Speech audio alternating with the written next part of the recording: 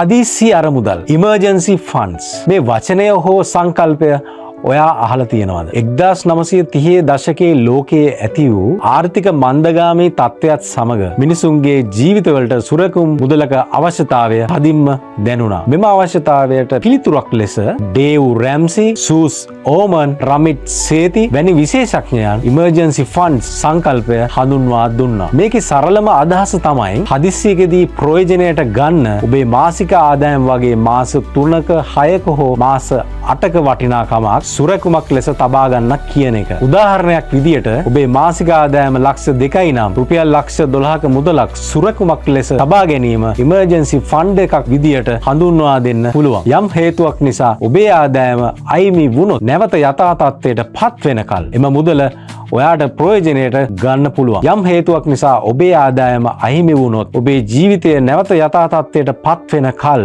එම මුදල ඔයාට ප්‍රයෝජනයට ගන්න පුළුවන්. කාටවත් ණය නොවි රන් බාණ්ඩ උගස් නොකර ජීවිතයට මුහුණ දෙන්න ඔයාට පුළුවන්. රස්සාව නැති වෙලා ආදායම අහිමි වුණොත් තව රස්සාවක් හොයාගන්නකල් මේ ක්‍රමය ප්‍රයෝජනවත් එකක්. ඒකේ ආයේ කතා දෙකක් නැහැ. හැබැයි ඔබේ ආදායම අහිමි වෙන්න පුළුවන් එකම විදිය රස්සාව නැතිවීම නෙවෙයි. රෝගයක් හෝ හදිසි අනතුරක් නිසා ඇතිවන ශාරීරික හෝ මානසික ඇතිවන අකර්මණ්‍ය වීමකින් ඔබේ ආදායම අහිමි වෙන්න පුළුවන්. අන්න එහෙම අවස්ථාවකදී නම් emergency fund එකේ තියෙන මාස 6ක ආදායම සුරකුමෙන් සැලකිය යුතු ප්‍රතිඵලයක් ලැබෙන්නේ නැහැ. උදාහරණයක් විදියට ඔබට සැත්කමකට මුහුණ දෙන්න සිදු වුණොත්, රෝහලක නේවාසිකව ප්‍රතිකාර ගන්න සිදු වුණොත් emergency fund එක මාසකින් වියදම් වෙලා ඉවර වෙන්න පුළුවන්. යම් විදියකින් පවුලේ ආදායම උපයන්නාගේ ජීවිතයට හානියක් සිදු වුණොත් emergency fund එකෙන් ඔහුගේ හෝ ඇයගේ පවුලයට මාස 6කට වඩා ඒ සල්ලි වලින් ජීවත් වෙන්න පුළුවන් වෙන්නේ නැහැ. මෙන්න මේ අවදානම තේරුම් ගත්ත ලෝකයේ බොහෝ දෙනෙක්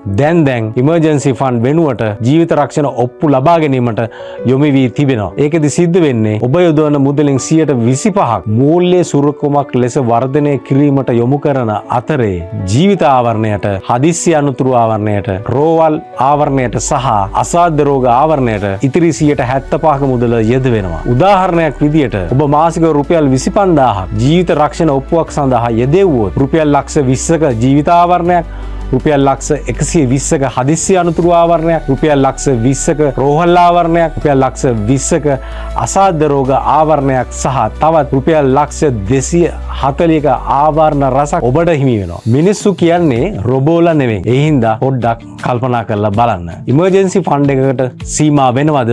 නැත්නම් එතනින් එහාට හිතලා බලනවද?